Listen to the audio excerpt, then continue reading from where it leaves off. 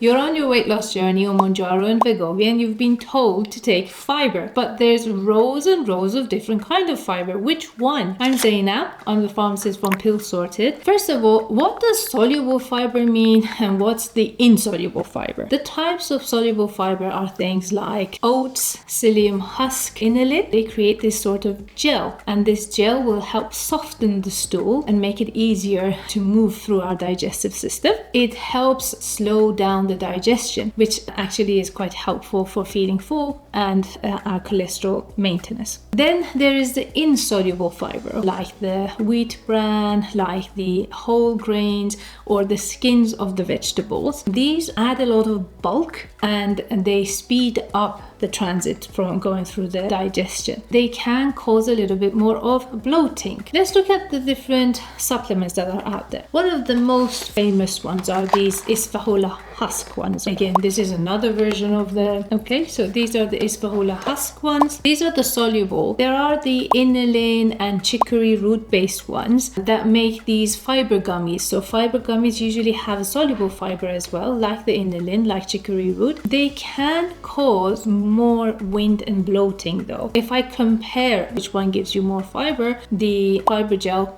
gives you a lot more fiber compared to the fiber gummies. Now if I compare it versus the superfood that have got a lot of fiber, so chia seed has got soluble fiber and it creates a gel very close to the fiber gels and the psyllium husk. Flaxseed as well, it's got both soluble and insoluble fiber. It really is good for helping that bulk forming. Then prunes, they can often beat the fiber supplements actually. Kiwi is getting a lot more research done it as well, but these two have got a very good balance of fiber and laxative. Everyday foods like oats, beans, lentils, chickpeas. Now if you have constipation, which one do you start with first? The first step that we always go for is fiber. See how much of it you need to be able to have a regular bowel movement. Usually the next add-on is a laxative, so things like osmotic and lactulose. There's lots of fruit and vegetables that have got osmotic effect as well. Then we move on to the stimulants like the senna tablets, like bisacodyl. These are really good to get through that stage of constipation, which is put a strain, but you can use it only for short term. What's the pharmacist's verdict? Is it worth having them? Definitely. Fibers are definitely great for constipation relief. If you've got any questions, reach out to us, subscribe to our channel, and we're here for that clinician-led health advice. Thank you.